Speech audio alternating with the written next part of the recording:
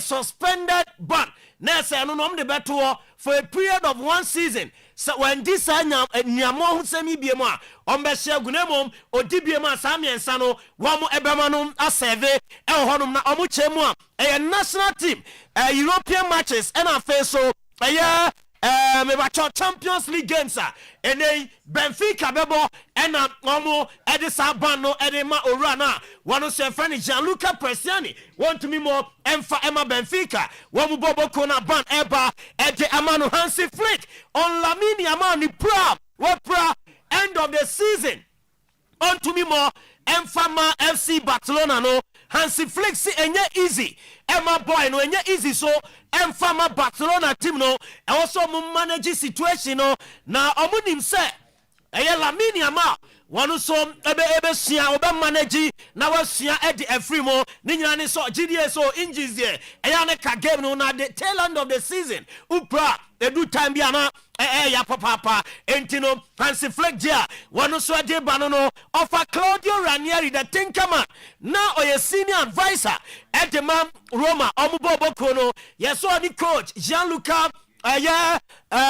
Gian Piero Gasperini enya issues kakrama na Roma bobo kono eyi orani tinde Claudio Ranieri every new role as senior advisor no mo yes ade ni we na Roma de abaso omu believe omu project ni mo ese Gian Piero Gasperini a lead project no enfamo muntino e also mo tie coach no eche no e de free Roma eba over said Diogo Jota ni niano e free mo no na a car accident the car ko premier e meja to mu ma areho samo mu free mu na Spanish court bako enso ko ekohwehwe eye ewu ni mu na obunim se ebia obi enti ene ma ka no ekonya nkwanhye omukoye investigation mo de ababonten was one Spanish court ese ewu na nkwada ne wuye no enye obi ansa ene wu ma ka na ene eso mu try so mu overtaking ena tie ni nya problem e de omom ekopim ba bi ma eja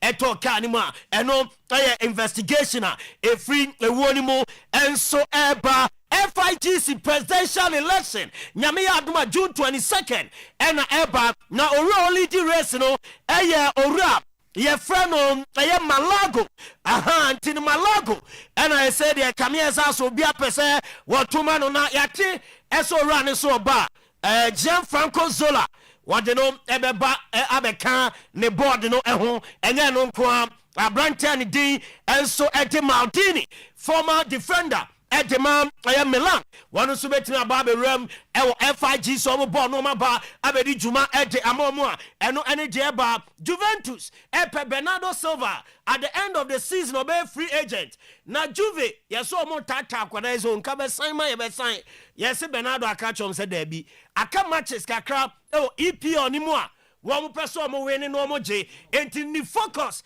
esa games na obese season ende and sakra no ni Juve e di enkomo enso Italy offer Germany some person hosti another World Cup animu ya na omo consider 2038 and I said 2042 World Cup no na the association no area to say a World Cup bid in so far as future options are being examined and discussed. And after the 2006 World Cup, Ghana a maiden appearance. Germany ebeso mu host another World Cup. One could be for 2038 and 42 World Cup and also ebetumi atoja William Osula a striker at the Man Newcastle United. Now you see Nigerian Football Federation.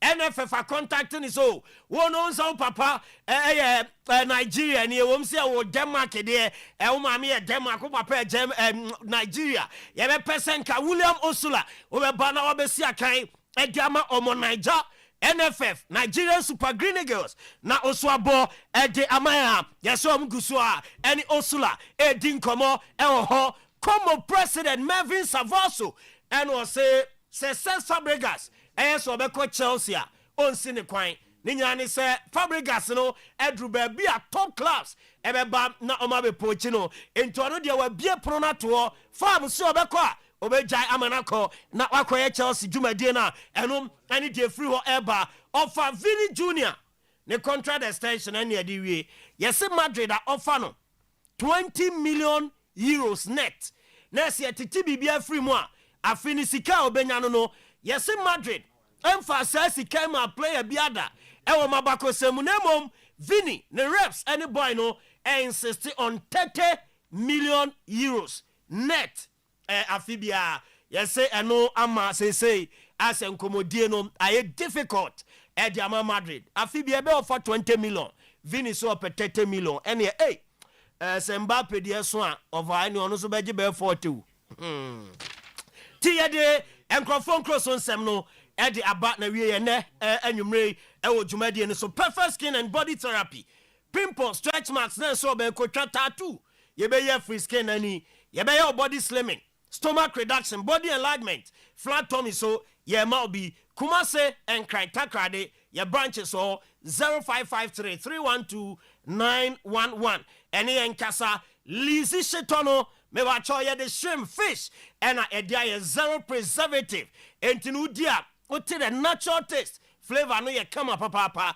ode onya amu kenkebi anaso onya wache bi aduane bi ade shito dia me wa cho pe Lizzy Sheto fabi coffee fasi o ohun ukọ adwuma kra betim di bia show bag what ase na unyamu bia wate kakra to so na wa enjoy ne kama shops supermarket and afora marketer je Lizzy Shotoni bi eno ene kama 0501 683344 and afa 0501550998 na waje Shetono oh dear yes rekon eba Mr. Dr. Nankasa wa hantino ebedi eno eho enkomo afa bash ma decoders out the football matches nyina ebi game centers hotels guest houses restaurants individuals me wa chomo ko bash aso ya obema mu ni decoder no ebi oye installation no I recharge account ne packages ne because very affordable individuals 33% discount and ye de emamo e wo recharger mo be ye e wo mo decoder no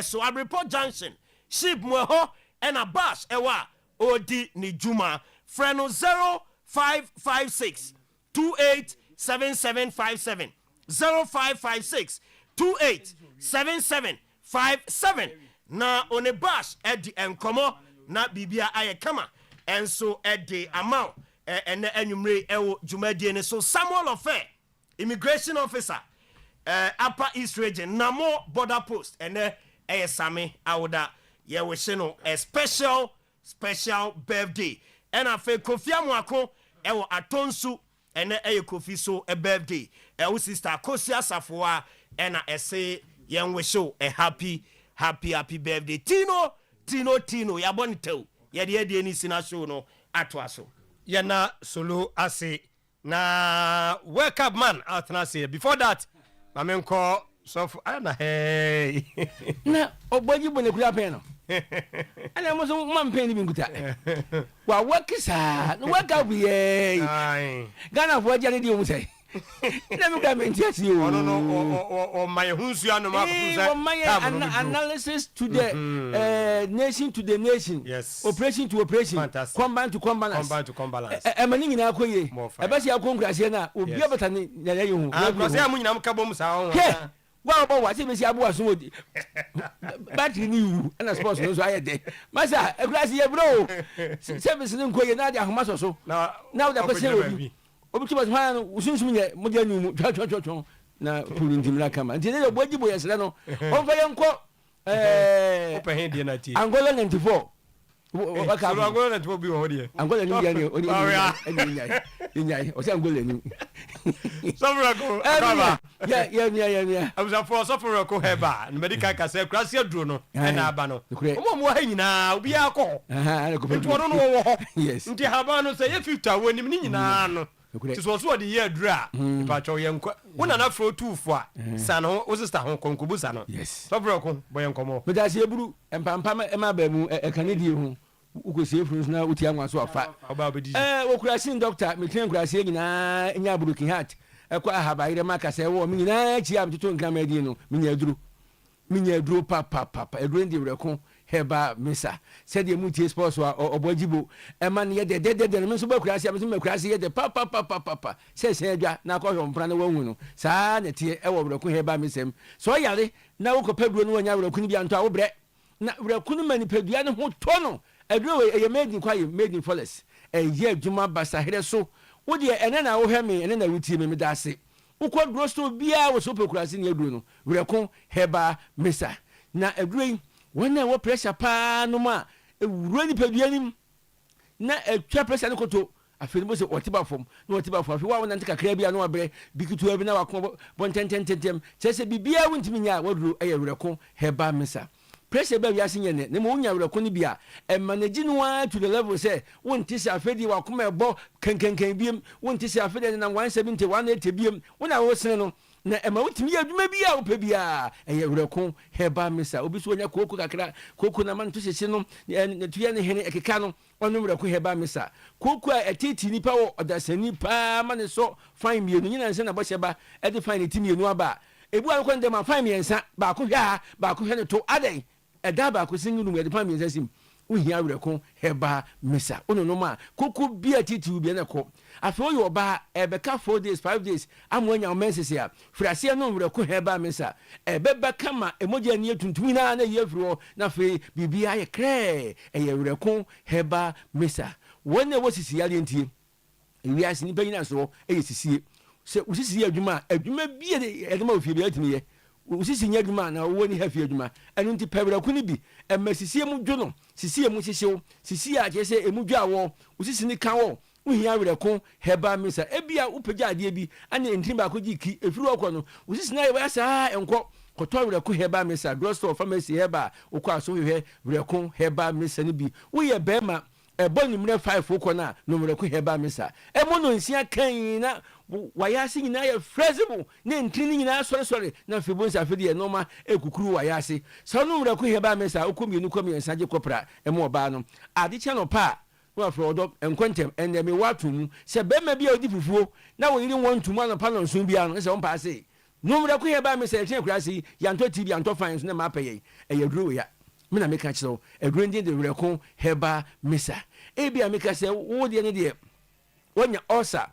afanu fu ase osa tetiw wose hawo yesi eye h parade mo wo bi na hawo se ye osa pa na ni wudi asia woduro werɛko heba mesa okurasi ne eduro enie woduro abuda se kim abudafo nyina nko amankwa dade hotel efina to aso miensa no a sofo werɛko heba center wo bunu wuram wo so hema menes wona ton werɛko heba mesa sa clinic ho pe ne bia na woduro mampon jenke fm 90.9 wura fie ho a wo so pe werɛko heba mesa bia udutafo a top amazing heba o matazifo abusa kese na se ope ubenya werɛko ni biato Fred Mens ewo ke wo sabiri ko yemna ntie no obi ato no tintin no obona foma mienu wo se na nimre me pra obi pra no aban se onu werɛko nko ade ya utumi adwuma bia enu nti uduru ha rock of pillar ono so ke wo ha ubenya werɛko heba mesa ni biato bia na mono akosi murum misi heba emurum ho ubenya werɛko ni bi ato dani farmer dani heba otonton werɛko heba mesa konak heba ewo asam ubenya werɛko ni bi ato apidank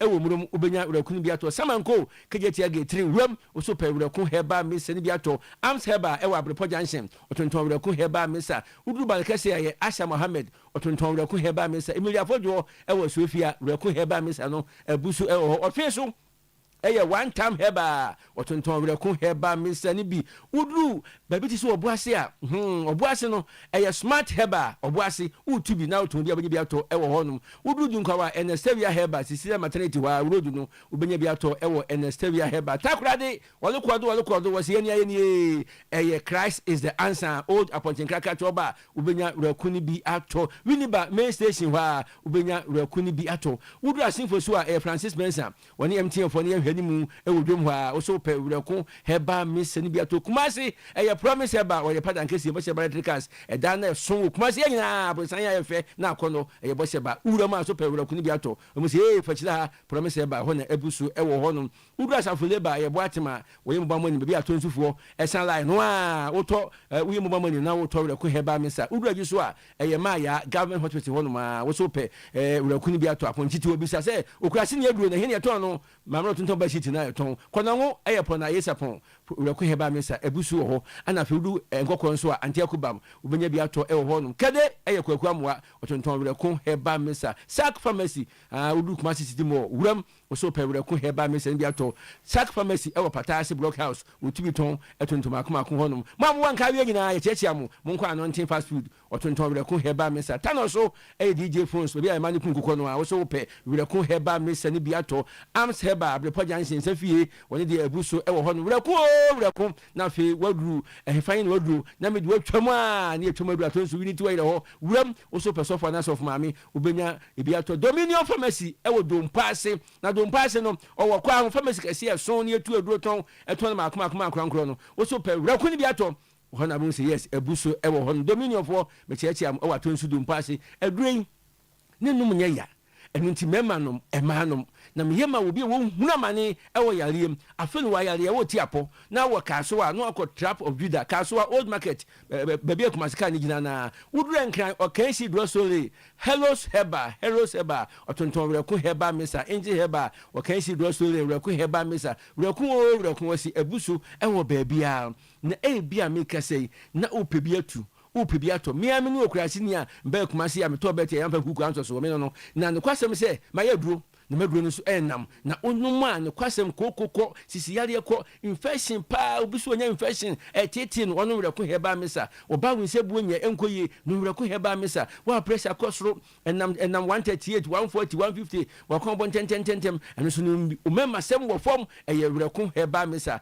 afemi di mu tum ni kapa akogo so na afi ya kire mu new ayifo na enya bie no aha na udru go so a ne kwasem ni aduro no abusu pa ewo go so ubenya bi ato enya bi atu ewo go so mo am wotachima no tachima so ile aduro honom na yanko sunyan eye Green Light Pharmacy sunyan ubenya bi ato enya bi atu ho cap heba sunyan woni nim de afam yanhwani ubenya bi ato afe ba bia benya bi ato pa ebiem ana mekeka asundwe heba ewo go so ubenya rekuni bi ato afe bonak heba ewo sahi bekwai woni approach for ne ahwani mu ubenya bi ato ebiduro fie ewo tachiman ubenya rekuni bi ato sa akwade drugstore ewo nkransan old station hwa ubenya bi ato ofekusi ewo sahi ginase otonton rekun heba mesa ajabisia yopo wantifo mu kraye ubenya bi ato ajabisia hono andi yanko ewo badun soko badun no na honso wenya bi ato adua na ba heba ewo kentampo bar station hwa honso ubenya bi ato Solomon adete ewo hefa asanyo so otonton rekun heba mesa Grace Heart Pharmacy ewo baabi ani Reta View enso ewo baabi ani Alpha Heba ewo baabi ani ni nyina na afi so Miska Heba enso ewo doma ana Mose Pharmacy ewo sunyan honso benya bi ato eda wo ben ewo kasapen otonton reko heba mesa MK Jamina ewo dwaboso etonton reko heba mesa baabi a wo ayinu ho uduru maso amamfi a eye ebubrokosua oni Puma filling station eye hwani mu ana fe benya bi ato new edi bi ase aha Rosemary drugstore honso benya bi ato Abochi drugstore ewo maso amamfi Abochi drugstore ewo maso amamfi mu na tonton reko heba mesa edroni din ede reko enie twa fa ko drugstore ni pharmacy bia ukolo so ni bia se eye mda ase nyanya minsaw na fa odi sika hibotum na odi akọ Sophie na edro no ne no mo ede na akono uye bema na akọ mienu ache with my analysis will be able to say you how you tell sika ni enya meto waka ha na mum se base fast and figures dia we are dia na kwa dia ba ko nko mienu ukọ ma ko esa ayemsisi ba mpaso enu ntu ye be ma na ntimi ko mienu na de bia ye de ma na ye APM na akoro na da wo hia wura ko he ba mesa na me ka kire wo 0248 67 22 71 ebro wo no ma te se de ensemble for abosun be so be ka weekend na so no obi enu mate because the week the ncheba and into Mr. 0244 47 00 67 0244 47 00 67 uhia bia frokrasi ni uduru bremaya one jeje fried rice and ye ehwe animu misia achia mu pi yada se sofo reko of reko heba medical kaze baby atunto obi na ye be 50 emu be 45 for both in the trim so that ka say osabi ukrazi ni unzua de on ni nyina wo the trim na ne tam ne akaba ako o se emfa dende no wode em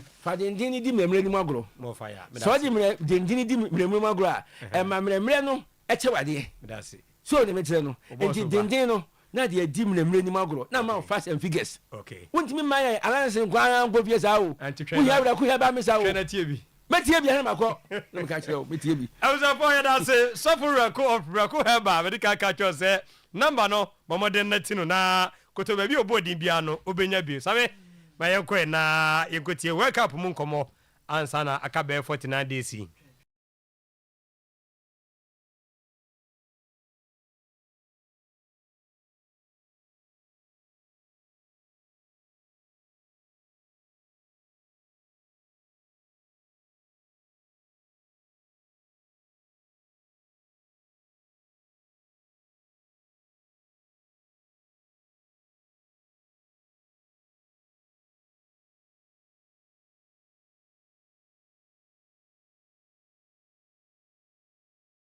Wake up diaries Monday to Friday 4:30 to 6 na chese Eugene Adupoku ede bajibo akwaba ya nua tino bibi aboko nyame adom kama abrabo mu boko nyame adom fie boko se ade nya kye na ye benene ma na ade ya asan ya no se bre ya aso nti ya ese dwadifo ye de ya oba oboko ye ba be didwa yes ene dwa na ye be di ye world cup dwa na mum ye kan kire obi aso ye pensio adama na ye de eye world cup diary e de ebru baby awo bia wo hear live on your TV uti on your radio, live on Facebook, live on YouTube baby uti bia no ene nsuo a ye be kan for the amount e your pensio eno na eso obomoden e ma Clementino wonsa etimi ka bi ye wonsuo ne wonsuo but nsuo nei muko nhia mu bia se a epimo ho ye pensio nti ene Clementino se ye nsuo nko na wo hia de a nipa so hia nsuo se nipa da se ne kwa se da a food day no wanya kwa nsuo na so no bottle ne be 5 or 6 yes so na meche no na nsuo a FDA Food and Drugs Board ate ho se edamufu a eye ede mani padua no ye pensio o madama ene de World Cup diary no eba aka 48 days more na World Cup no shase wo Mexico, Canada, United States of America. Yes subiem. Aka 48 days more na World Cup no shase wo Mexico, Canada and then United States of America. Country simi and saying in the host to World Cup. Tino yanshan and so say in the history of the World Cup. In the history of the World Cup, yenya 3 countries emo host to World Cup neda. This is the first time a World Cup abakosim countries miensa air kabum a host to World Cup no. World Cup ne started in 1930. World Cup no started in 1930 e Uruguay. Clementino, the idea of the World Cup 1924, 1928 na Olympic Games ekoso. Nti ye establish say Olympic Games football e sha seja FIFA World Cup. But then I want to say Olympic Games football, International Olympic Committee, the a year football and share Olympic Games no FIFA for once. And the FIFA and ana a wrestle a mere ball a Olympic Games. A year summer be a baby Olympic Games. It's 1924 and then 1928. Ninina Uruguay energy. It took Uruguay see ya Clementino Mr. Untimi Wakazi Uruguay for. Omaje eye World Cup mienu nyeso no benya problem anytime abehu Uruguay national team bia ya hwe omo badge no ubon se star 4 ene da ho Uruguay national team jersey bia do mo se star 4 ene da ho and 9 da ho yes omasem nyina ne se 1924 and 1928 Olympic Games no eye FIFA ene organize ye. It is omuji ni mienu dia then omo ye world champions. It omo de can World Cup omuji in 1930 and 1950. And Uruguay for say omaji World Cup 4. Na obiazo nka mo hwe FIFA. FIFA so say country waje World Cup no do pa Brazil. Waje 5. The otosmienu Germany ni Italy omo na otosmienu obiaje 4. FIFA omo books no Uruguay waje World Cup 2. But Uruguay 5, Uruguay for so much 4. Nti World Cup here, but we dey Uruguay for badge na ha. Eno na the screens is your mom here no. Who say star na 4. Ti Uruguay for so much 4. Obi aso ntimi stop wo. Omo the 4 na beba. The first World Cup born in 1930, Clementino. yɛbɛtia ka sɛ na invitational tournament yɛ more qualifiers yɛ to yɛnsa different countries continent bia yɛ man opportunity so the country bɛba nti Africa yɛ diem ne yɛdi kan kane Egypt ɛne yɛ to yɛnsa frɛ wɔ mo na Egypt deɛ ne deɛ to wɔ mo ne sɛ ɛte sɛ Clementino watwa take so okofa flight now flight eto agya wo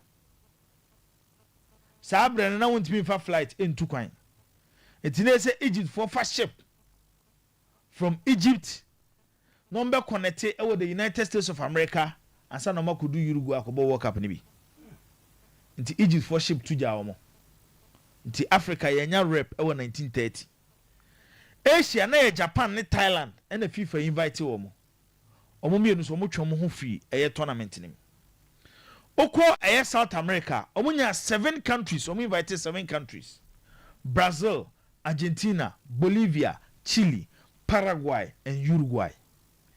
Europe so Belgium, France, Romania, Yugoslavia. Instead of 16 countries, FIFA 2 months from for the first World Cup no, 13 and the World Cup no. The first ever World Cup game so on the 13th of July 1930. France and Mexico and a boy. Player shared the first ever World Cup goal. Clementino, Nidin Ed Lucien Laurent of France. World Cup here boy from 1930 to the last World Cup 2022 and of course so Katano. Player Odi can share the first World Cup goal. Your friend Lucien Laurent of France. Lucien Laurent of France. France share Mexico 4-1. Or no, and they share the first ever World Cup goal. Once a year, Kenya na you catch a man for say, quiz ni do so. Some questions we na Clementino. Ye baby se bisa. Aha, ye baby se bisa. And ye did 13 countries he ko boy. And then ma and Clementino. Uruguay ekojiye. Ti Uruguay the first country in the history of FIFA to win the first World Cup. But Uruguay for say 1924 and in 1928 Olympic Games no. E FIFA for na organize here. Enti sadia omaje World Cup mienu dada ansa na World Cup e sha se 1930 yentro no ento 16 countries 13 e kobo the first World Cup enti World Cup e be ye se Clementino from 1930 to 1950 na ye di 16 countries na World Cup ebi mo ha withdrawals bem ye di kan no ha se 1950 World Cup e course in Brazil. India and me ankobo World Cup ni because India for say mo form 9 omo hye source imagine park so mo FIFA insisted say omo fa boot omo fa boot into me ankobo World Cup omo hye boot omo hye source nko an dey akobo okay because 1950 World Cup there FIFA ye ne hye say obi a wo ba World Cup ni bibia no e say wo hye boot na de bebo World Cup ni bi by year 1954 World Cup in Switzerland and no Germany Nigeria. And a World Cup expanded from 16 countries to 24 countries. Tino Utieni expanded from 13 countries, which they bought the first World Cup. Aha. Emma ne koya Clementino e could do 16. You maintaining 16 at the 1954 World Cup. By 1954 World Cup no, FIFA changes. When you say 1950 World Cup, Yankasi Yakobo final game. To say you won the last World Cup. Argentina and France come board the final game after a both group stage on board knockout stages. Yama France. And then on my from Argentina, Momo ball final, my Argentina 4G World Cup no. The 1950 World Cup ne de my say. You board the first group stage, you know. You sabe board another group stage, and no your countries no more top you know. It's the last group stage, and after countries no more top groups no. You don't mobile group no. Do your points do and World Cup no. That was Uruguay. By year 1954 World Cup no, FIFA say group of 4 teams each. Then you be knockout stage. And then you didn't name Emma Germany in 1954. Into the knockout stage format of the World Cup no, started here at the 1954 World Cup in Switzerland. Yenenema Clementino 16. Yadebo 58 in Sweden, 62 in Chile, 66 in England, 70 in Mexico, 74 West Germany, 78 in Argentina, 1982 in Spain. And the FIFA expanded World Cup no, from 16 countries to 24 countries. From 16 countries to 24 countries. 1982 in Spain. 15 to 24. Country the 1982 World Cup after say FIFA for the first time omo introduce the 20 teams format no was Italy. Omo share Germany 3-1 and omo DJ World Cup no. Yeah, the 24 yi equal 86 World Cup in Mexico. Yeah, they call 1990 in Italy, 1994 in US. Yeah, they call 1998 World Cup in France. And a Clementino, FIFA saw to move from 24 to 32. From 24 to 32. Yeah, the 32 year 2002 Japan, South Korea, 2006 Germany, 2010 South Africa, 2014 Brazil, 2018 Russia, 2022 Qatar. It is from 1998 Ebepim 2022 in Qatar, 32 countries and they qualify for the World Cup. But ene Clementino, FIFA I expand the World Cup no. Oma trim pa enya asem ketwa. Ye be started the qualifiers for this World Cup because of Mexico, Canada, United States of America. 211 countries and the entire qualifiers no. 211 countries and the entire qualifiers no. World Cup here yebeboy in the history of FIFA World Cup. When the World Cup yebebo matches do pa yebebo 104 matches. Previous no na be saying send about 32. Yes. But where they are expanding no. Ti yebebo 104 matches. Countries maku 32 and they be advanced to the knockout stage. Group 9 increase say groups ni be 12. Utieni World Cup here yebeboy. You started with 211 countries. Your tournament ni ma yebenya group maku 12. Yebebo 104 games at the World Cup. 32 countries and they be qualified to the knockout stage. 48 countries and are qualified for the World Cup. I got 48 days more to the World Cup.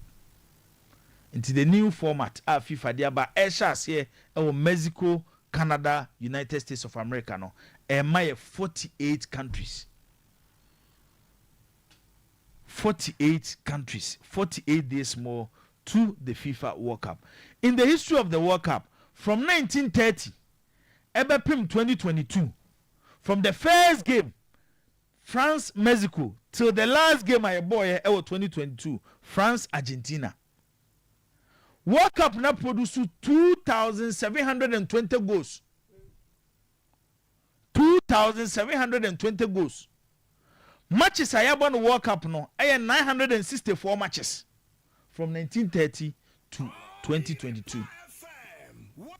2,720 goals and they PM at the World Cup.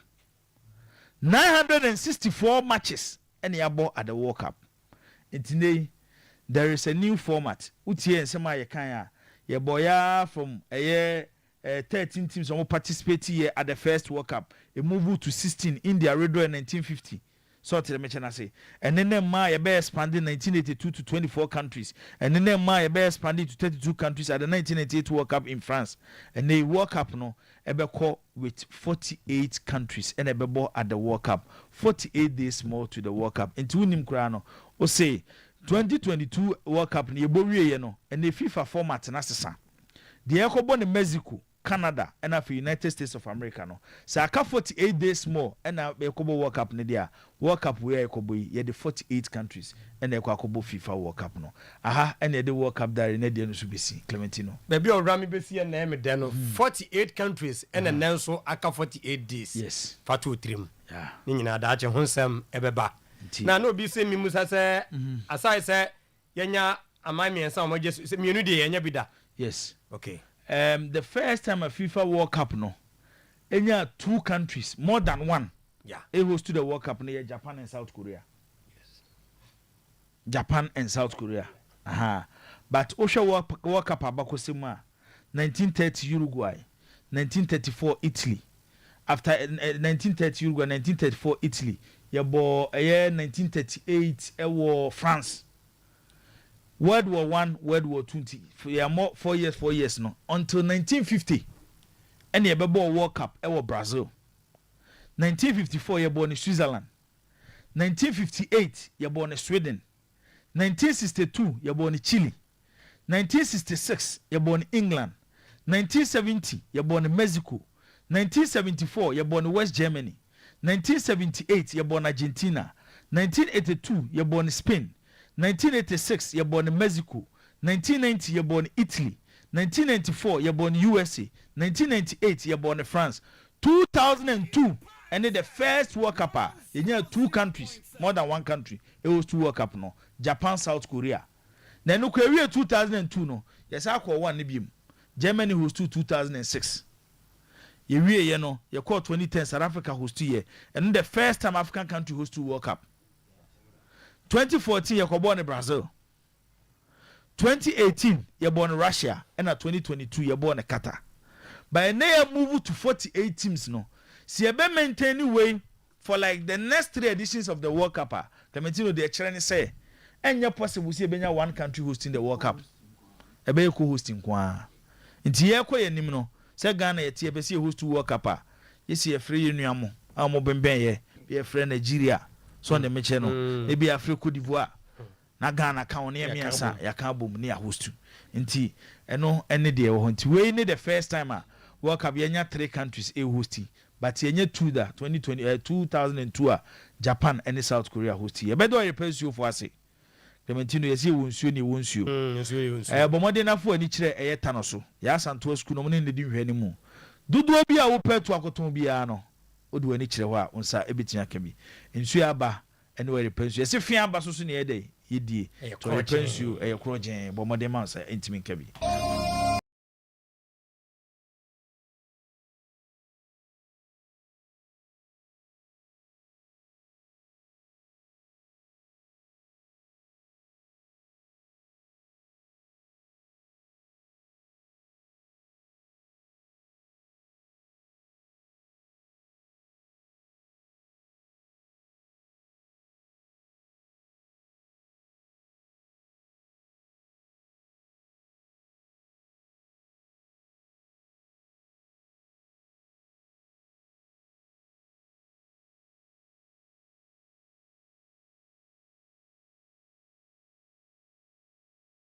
Edien akọ ede aba same yenye we no mra ho na yemfa we no entoaso na house of folk Zach tienye ehwese ometumi ama ya mankwa bafi ene Kevin osesibe nkomodie na hyase a players yi club no se omoyo maja pare omuhia omuye pa to mo hwe ne mu so mbetumi atretrom contract ne mu na aboama club no nkanko no etumi abaso Kumasi Asante Kotoko supporters leaders no won letter no aye crado me no ka say omo hwe no mo say board no nsa beka enye entokwa anya bibia eya hobrasie mu a say si wo fofra obeba coach fofra obeba enam so omo anom no mo be adwumanti no kompeso mo nso enya sei ewom na eye verbal mentie no HSSC de omayen official omo hwe no mo say neye inkosi chena de na emperemfo nsa kana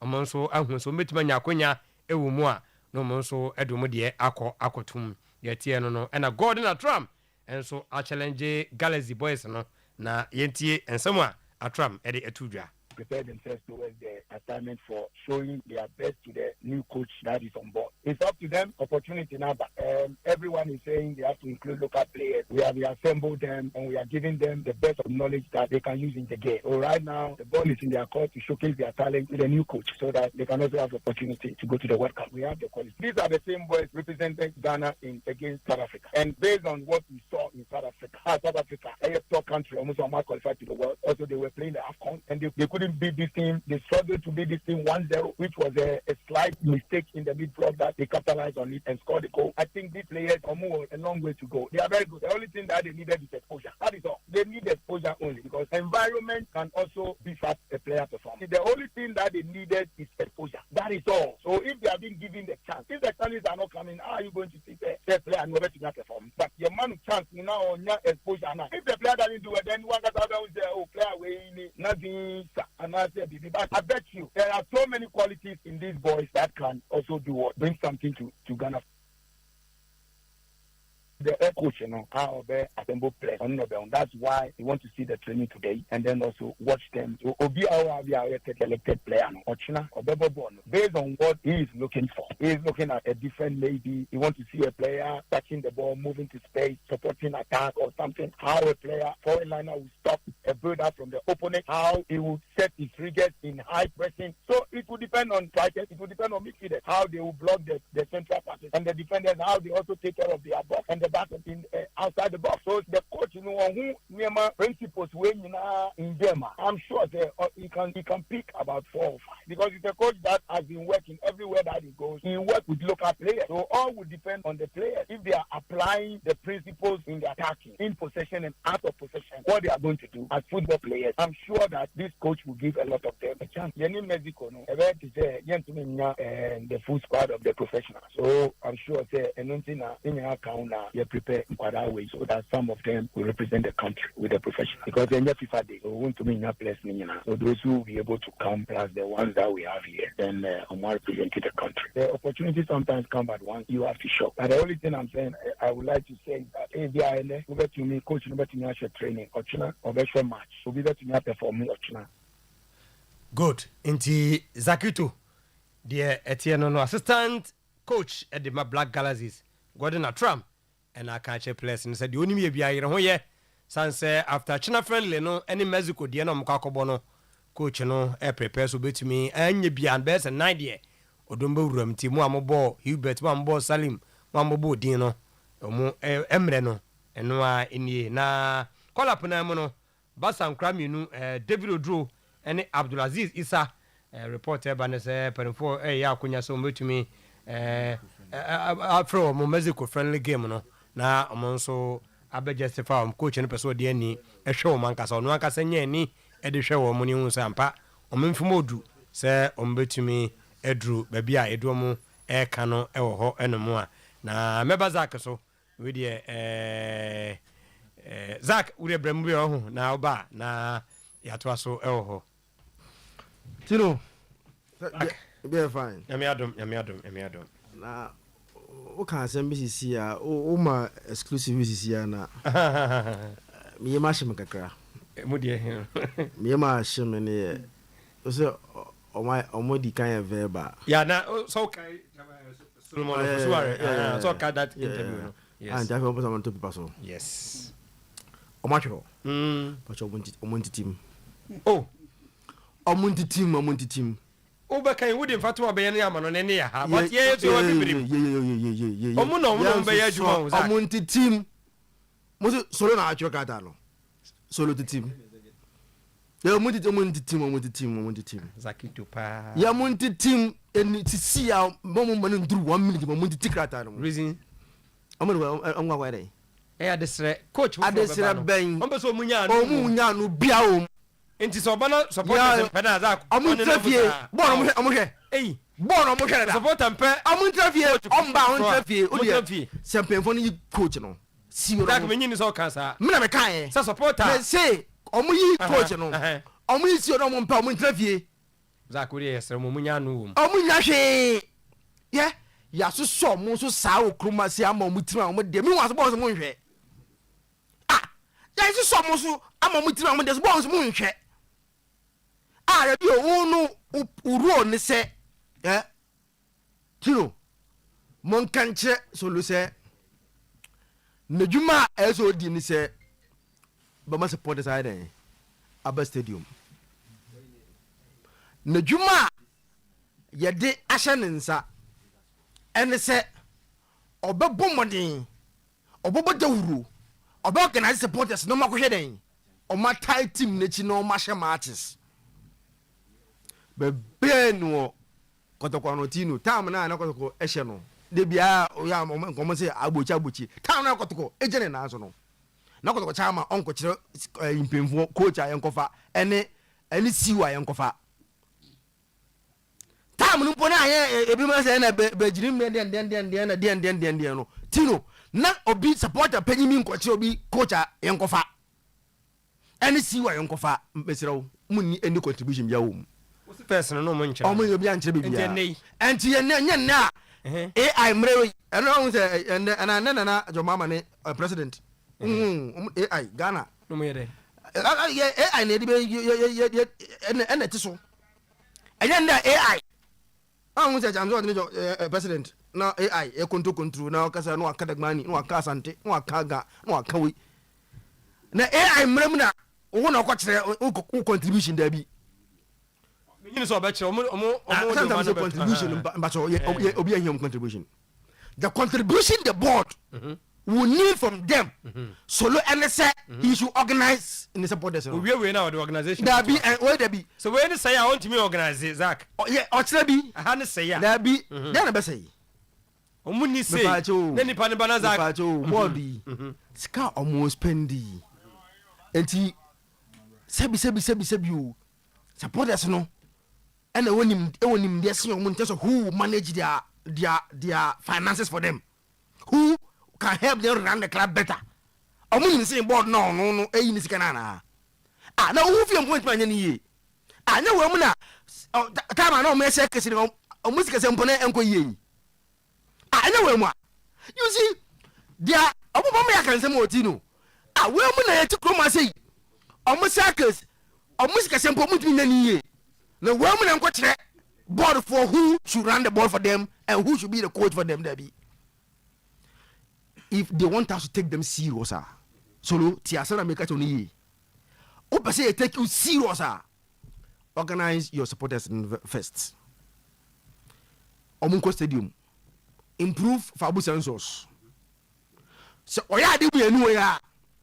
E hona uwo de utiminya the moral rights kakrampo. Say because my ABC didn't be oh okay sremu. Unti esu asem kakra.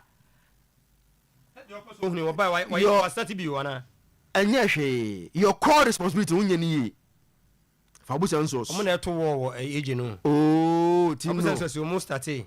Sa asem na de bia na ebi mu ka kire fan say. One of the things that supporters did wanna criticize the menya was that oye de enye nadwuma na za na wotre.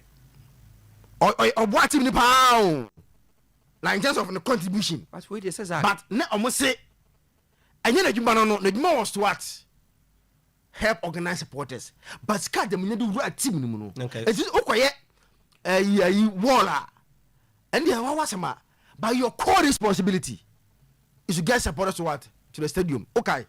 They know not what they know about if you are not here. Makuni was not it. On a church choir before so be improve attendance at the stadium. And may we want to be Fabu sensors was one of your key points in terms of when we campaign. And now by I'm a Fabu sensors and so I went me anye Tino. We are not going to entertain Sa Sumaina and Yama supporters and we allow board to do their work. No be no abefro be as on fan adventure be ambra. The board would do their interview. Okay. Listen to those that they are interviewing. Omo ajumpo. They will look at the coaches that they want. Look on their CV. No matter obo policy. They will look at the coach that would align to their policy. And ya feina you better support be also krumasi. Omojuma and they say they should organize themselves first. And not going to go to the stadium. Police won't put supporters. I know they say she was up Abambofoba, but Omo knows just supporters. I'm not sure more. Who be I'm not supporters for you. The American here don't move you. Who the can here? Nipa become what? Free for never come who said also no. Free for no also no support Kotoko. Na free for na. But I say we are not going to entertain that ABR. Na me share quick one na me go Jiboni yo. Ghana bobo Mexico on 22nd. 2 days before all the major leagues will end, because for example the Premier League will end on 24th. The friendly game is on Friday 22nd. Then Premier League ends on 24th.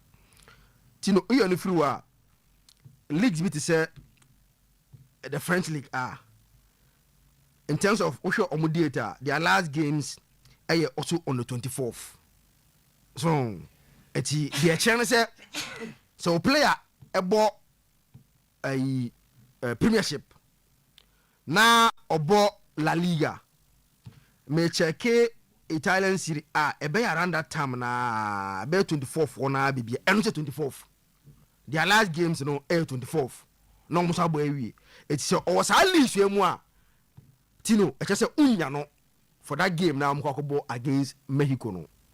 22nd no. But the other small leagues are they will end before 24th no. You know big leagues now munya 24 but leagues be o you place one kinketa they may finish earlier than the 24th no. Nti utie atram na nkomo a dey say enya sa place nya no moko Mexico no because o ma fafa aboche for ni bi abefrem do o ma available no. For example championship for they can play Fatau the Jordan and we no be choose bi na akokansa for maybe the coach will not like maybe Jordan mona be but so maybe he may not want to use them but sa Jordan ne Fatau mo championship na there the coach in Pedia he can use them because by the no more we o leg no o available eti dia boga for no they o ma free okay because when the coach o Carlos Cruz. So he is taking the team as a head. No, I monitor how to go. So I'm not fair about the from and they will draw some of them. And to honor, but she and two share Yabotre. No shares if you from Pemfui. The players be all lower leagues be or Molega no baby and Tembiano. They will call them to go and play that final against Mexico. So the as I say about Montano. Names are coming. So names are as I say those who meet them. Who share follow a microphone on place near bia and move from. I understand the process no. I coach so Kaguna so cross man am justify. No, if unim Carlos Nana me catch the didn't come up. Listen. Go and find out why he left South Africa when he qualified them to the World Cup. On qualifies no. Qualify na place ni bi this big Macfish. Then there's this guy I didn't know Mekai. I'm na bogus na mo team no o say arrogant. And he match na ye brother no style bi. Drop you man. And I see either they change or on for mo call. Then the FSC hey guy South Africa you want to drop Macfish? It's impossible. I say me my team this is my team. If omu say man say omu idea I will drop them. Until one omu say there be omu fast and act here. And pass no go drop Macfish the other guy. He's the top guy meaning the team Rebecca he's a for the top guy in the team. Double drop Mampa. Then next said the omu say Oja team no ko. Oja ko so he's not someone that's as a comedy no. Unse we no nyo obi a otifie o. A onye adwuma na comedy no. And wakofana ba say woman adwuma aye. He is someone that just months ago he was working. And he has been working all these years. Eti onye obi a obetimi achacha no. So I force say onye de ope. And nothing and odika to one of my players and say the jersey is not for obi a property. And the pressure no. I say national team they say no obi a property. And again because of the short time he has to prepare the team, he is going to choose a team that will give him results in the next games of Bono. He said that he's going to play 3 matches, and I say about 4 matches, and I'll about 5 matches, okay, and I'll about 6, and I say about 7. So we are before you win it, about 8. We are 8. First thing is about before you win it, now about 8 matches. And he thinks that at this stage, and I feel about to play also because he need players who give him immediate results. Eti onyo bi abetimi onye sa type na so abetimi chichim no so wenya obi ano afi no ope kwan agi ni din Manchester United Real Madrid so he has seen it onya afi na obechinchim ni bi. I think say maybe for the first time we have a code that would so omuntimi and chinchim no the way like other guys no. But I say Kofi Zakito me call senior ho na Clinton I'm saying the boss friend pa Clinton quick one I'm saying na no be kai omuna e be ye JC presentation ma antenna no Tega sports edum na ohwehwe before that one head of sports striker na tia so on the size Zakito na kasa e no ai on the size on Samuel Kimensan so nie solo na do ba ye no ha senior na to ho no nti boss hwe ye ndie mesro obi asa ise nu man de na ye krado aha osi yusu eyi mame Mike we mame na yenya no quick one ho aha yenya no quick one Clinton na nya kwan ko ka boss ho aha oba ne say we dem ba nya no boni mu no ase me boss se me fa jesi ma me chawo they were me like with your sports team bia nti was in like stay with me ka sports na ni je nti opeso di jesi bere e be chawo na wa mi mame ahwe boss ne de say atom boss e fe no Tega sports wa he o adum hello FM building in chan wadu aso pe achemfo building duro ma so Tega sports unya bo Tega sports nko obi abekireo okay ene ye na ye nto aso free ha na wo hwe ni enka nye se da na sepa nya misha no na imom ya kana doso fantastic yes am sa bo ni so ka ma tino nya misha no enti Otega ya da se oba Clinton abaye presentation no hello FM wa ye beba nso obi o pepi bia de efi bia no some de obi ade mutuma ye di na ma no sa ya me insha Otega why da se pa ya me insha nti se de kan no Monday e be hwemo nim the next e ba beto aso senior ye na Otega si na to aso senior nema bia ye me nwanwa kakra. There are certain times nipa bi take decisions bia I find it so difficult to understand. Ayana mi bisa me hu say edien pa na inform say nipa bi take such decisions. And I'm talking about commercial Sante Kotoko. Letter na. This is one of its kind. Min TB o baby ada. Minim ebi amubetima boa me. Na me se minti bi da. Ana wati bi da. Ya ma me no se aduane a eni u ma me eja da no. Na esi echi. Ebi nsi da no. Na we ne eba ba ye send ho be model foforo a eba.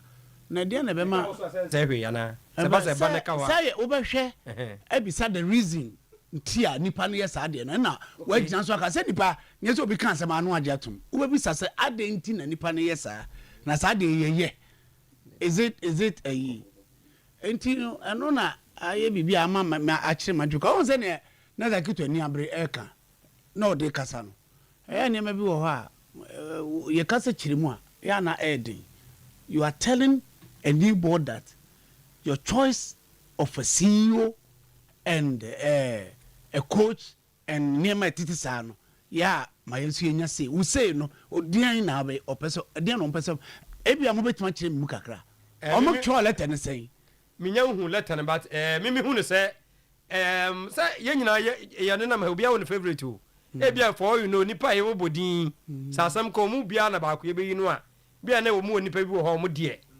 o mu ntimi ne nya ne ma adwene mu no so mo mfa dimra so mo mfa we okay so mo ne be take decision nti o mo mfa obi dimra say see o mo mfa ma we na mo mfa coach nyini so mbe o de ne be ko sa ba je mo body a that is the reason why they don't have to even write this letter. It is needless. Ehunya Ota say me da menka so mo ntetim ba me tu am fuse betimi am withdraw. Ota say na ma o say wutimi ya adwuma bi ya na se pe wasem a na ye boni bi a adwuma ru ntimi ka cho say write a letter and resign. Me pese me sack esi o adwuma bi si we be woni mu ase no nti me se be ya anya mo won tete letter but they should withdraw the letter ne enkoye nim. That is all I can say for now. Oh, me say omo ntetim me te wase ba me de me say mo ntetim na omo withdraw na omo file mfanto say letter we dey tro ya anko ye withdraw ye no eno so ye okay eno so ye na etimi ada ho at senior yeah exactly them say brain ho brain ho ya and some can some ho can some ho pa but I think has a folk for so omo say almost here 2 players. Yeah, I'm coming finish. I think this is the first of its kind. I mean, mate, I has a folk from. Emily Biakwame, they get crash. Okay, players be brave. Yes, free. Free. Meboa. As I'm making Meboa was a senior way. Then I say we the one I walk. Until free. Ti say nay. Omatima dad, you know, we say Uncle Food here. Ebia say 2 way no me start ebe to aso. Yeah. And I think that is the best decision ever on betting me. Okay. Leicester. What do you hear? Leicester one here see I never be do madru. When they won league no. Over kokoye players are now a contract ye due for renewal. Go and check.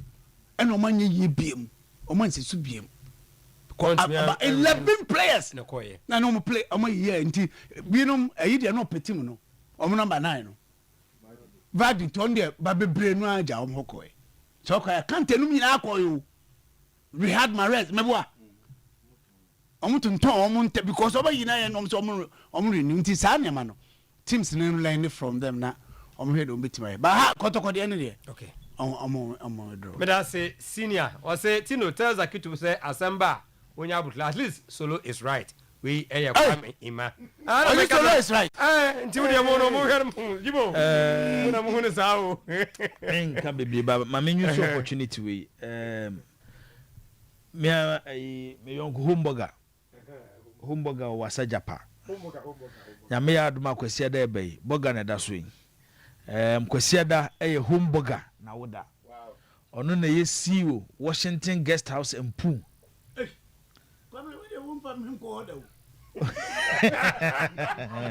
Bogawan. Ti eneye Bogawan birthday Sunday. Nyame ya aduma Sunday. Bogawan birthday. Ti happy birthday in advance. To Humburger or wasa Japa.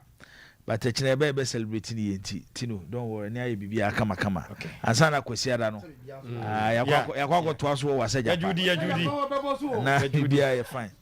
Tino me ni problem say supporters so chiro mu view o club say enye so masem no mode ko mpanyifo abefa o. Yes, but on say do stage bia all over the world supporters yi kakra mo so chiro mo adwene kakra do time bia ya fa do time bia ya mfa on say leadership no Clementino. At the end of the day, every single decision I'll be taking. Say, "Koi ya uni ebe bo nsama and koi yesusu a uni ebe tama ba na edi etwa." But Asante Kotoko supporters front.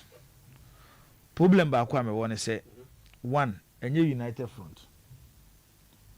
Ene ya ye kan ho asem.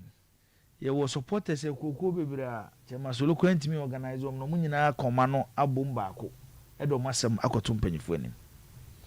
2 also the organization ko wi aka di ni kaka onya owie ejuma na wo ho no so say me sama na make say me feel say Clementino Kotoko na me hu ni sese no decisions amanfo pro mo munye se ehia botre kakra ehia botre enya ho pepre si eye we ni eno na nchen enye se supporters o munya opportunity da o so mo so mfo ma no nto decision bi mo okay abra ayi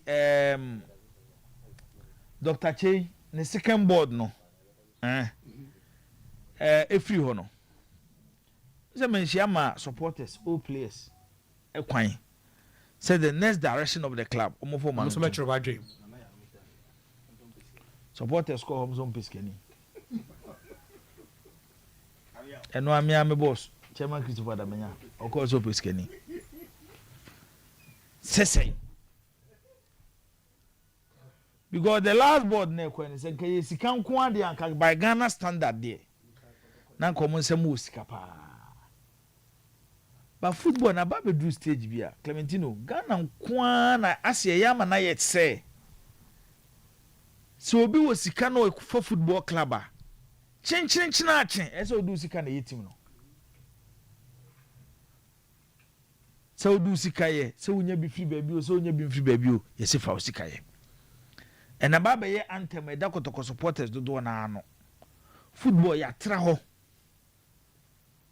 football no Clementino ya tra ho se empo obi o wo sika yaka Barcelona structure of Barcelona yaka Real Madrid there Florentino Perez o skapa o onu zo skapa Juan Laporta o skapa o na so ko South Africa omo only clubs no mo skapa o but what they do is they put proper structures in place generate a lot of money for the club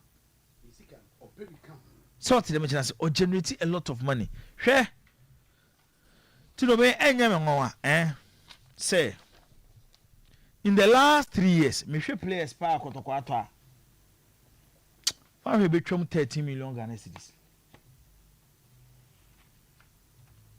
Oma ye jo mo kwan ye compensate oma ye to maba ne sa anyamanya no onim 13 million Ghana cedis so far by the current dollar rate now it's around $1.1 million other expenses in mayo and opena make us asem say structure of management be anywhere was as so to confirm that by any united FIFA club nindu the standard almost set up in the 80s and 70s and say ebi wo ha abotre ni ho supporters nya abotre omo pe quick resource ades we say it take time ansa na pagya biem the moment abom say foundation is good one with signs of improvement and mo ahotoso mo arehemu say that can be ye but ene no yenko ne sa etime de baby a senior Isaac fire no me de means wo mo kwan so you mo tro mo tro de akwa border omo tro nko but mo control letter of emotions and sentiments fantastic so to the mention say ye kono we ni e pe no ye mpe we ebi enya mo dwuma no David enya supporters adwuma by extension that is what they are saying yes in your choice of coaches and everything no contact here mayenya say it by extension no they would want you to toe their line and get them who they want by extension that is what enya letter of inche yeah enya letter of inche they can umbetime express mo bi ba me dey make can say I don't know unjo letter kotoko supporters leaders na minimum no when it comes to having a say on the club emotions and sentiments kwa mimpe we yempenasem we nye say there be me makase tino sa board ya bay aw manya 5 years se board we ye omo 5 years na se board we ntimi anya kotokwa me meja kotokwa asemka yes nye yibi mana oh yes meja kotokwa asemka because process the last kotokwa na ye hu sese no eye kotokwa afa baya beduru se